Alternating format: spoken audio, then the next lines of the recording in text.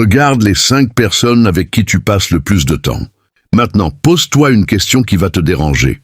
Et si ton avenir avait déjà été décidé par elles sans que tu ne le saches? Jim Rohn affirmait quelque chose de brutal, presque dérangeant.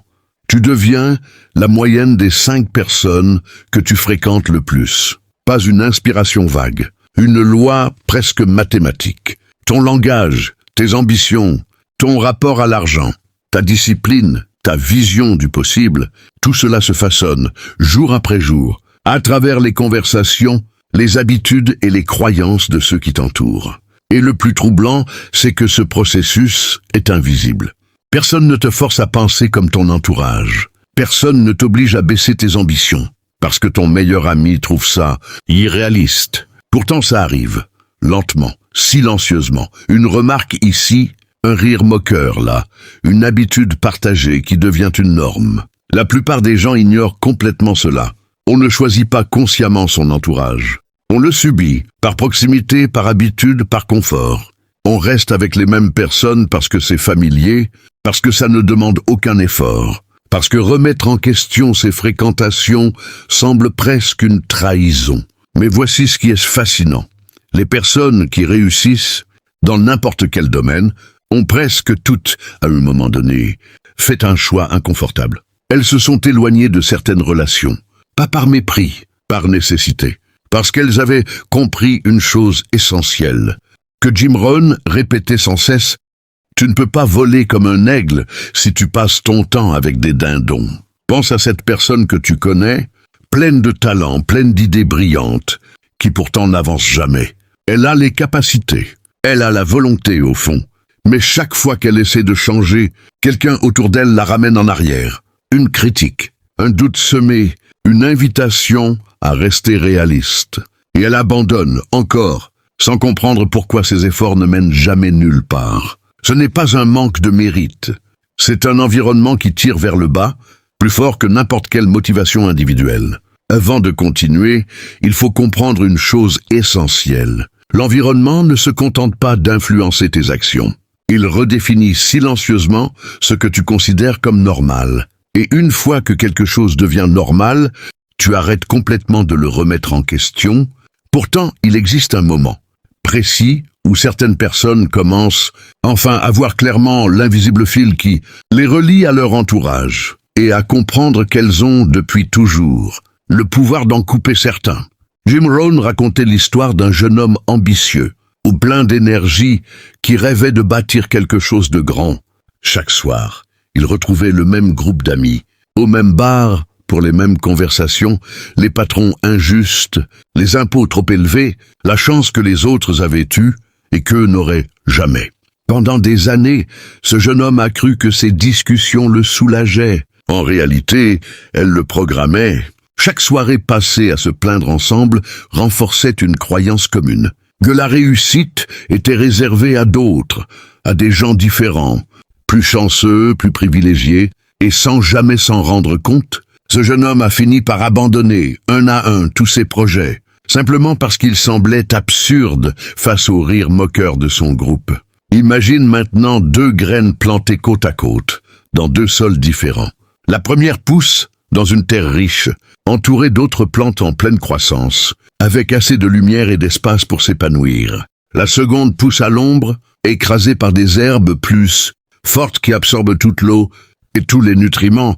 Même avec un potentiel identique, ces 2 graines ne donneront jamais le même arbre. Ton potentiel fonctionne exactement de la même manière. Il n'est pas seulement une question de talent intérieur. Il dépend profondément du sol dans lequel tu choisis de grandir chaque jour. Ce que très peu de personnes comprennent, c'est que l'entourage n'agit pas seulement à travers les grandes discussions.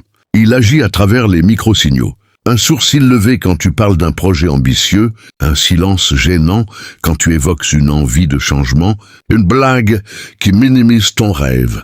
Ces signaux, répétés des centaines de fois, finissent par sculpter ta propre vision de toi-même. Et c'est précisément ici que tout change.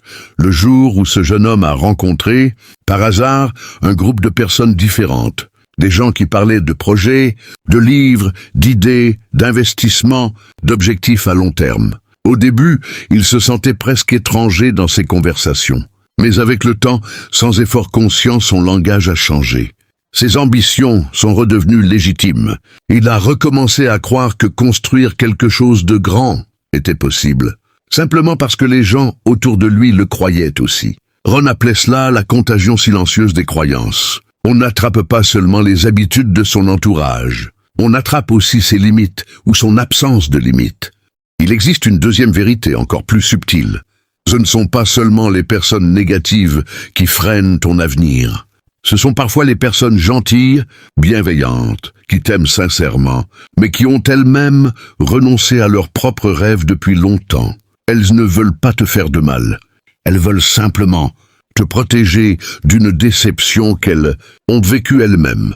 Et sans le vouloir, elles transmettent leur peur comme si c'était de la sagesse. C'est souvent la forme d'influence la plus difficile à identifier, parce qu'elle ne ressemble jamais à de la méchanceté. Elle ressemble à de l'amour. Un parent qui dit « reste prudent toute sa vie », un ami qui répète « ne rêve pas trop », un collègue qui minimise chacune de tes idées par excès de réalisme. Ces phrases, répétées suffisamment souvent, deviennent une voix intérieure. Ta propre voix, en réalité empruntée à quelqu'un d'autre. Pourtant, la bonne nouvelle est que cette dynamique fonctionne dans les deux sens. Si un environnement limité peut freiner un potentiel immense, un environnement stimulant peut, à l'inverse, révéler des capacités que tu ignorais posséder. Le véritable secret est ailleurs. Il ne s'agit pas de fuir tout le monde, ni de couper brutalement chaque relation imparfaite. Il s'agit de devenir intentionnel, de choisir consciemment avec qui tu passes ton énergie la plus précieuse, celle que tu ne récupéreras jamais.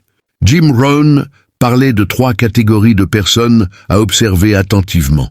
Ceux qui t'élèvent, ceux qui sont neutres et ceux qui, sans le vouloir toujours, te tirent vers le bas. La plupart des gens n'ont jamais pris le temps de classer consciemment leur entourage dans ces catégories. Ils vivent en pilote automatique entourés par hasard plutôt que par choix. Et c'est là que réside la véritable prise de conscience. Tu n'as pas besoin de dizaines de nouvelles relations. Tu as besoin de quelques personnes, alignées avec la direction que tu veux réellement prendre. Une seule conversation inspirante peut parfois compenser des années de découragement accumulé. Alors, concrètement, que fais-tu à partir de maintenant? La première étape consiste à observer, honnêtement, sans jugement, les 5 personnes avec qui tu passes le plus de temps aujourd'hui. Demande-toi pour chacune, est-ce que cette relation m'élève, me maintient stable ou me tire vers le bas? Cette simple observation, faite sincèrement, révèle souvent des vérités que tu évitais de regarder en face. La deuxième étape, c'est d'augmenter progressivement ton exposition à des personnes qui pensent plus grand que toi. Cela ne veut pas dire couper immédiatement les liens avec ceux que tu aimes. Cela veut dire ajouter dans ta vie des voix nouvelles, un livre, un mentor, une communauté, un environnement où l'ambition est normale plutôt que ridiculisée. La troisième étape, c'est de protéger consciemment tes projets naissants. Une idée fragile, tout juste née, ne devrait jamais être exposée trop tôt à des personnes qui ne croient pas en elle. Ron conseillait de nourrir ses rêves en privé, jusqu'à ce qu'ils soient assez forts pour résister aux doutes des autres. La quatrième habitude, c'est de devenir toi-même une influence positive pour quelqu'un d'autre. Parce qu'en élevant les autres, tu renforces également, sans t'en rendre compte, ta propre exigence et ta propre discipline. Et enfin, accepte une vérité inconfortable mais libératrice.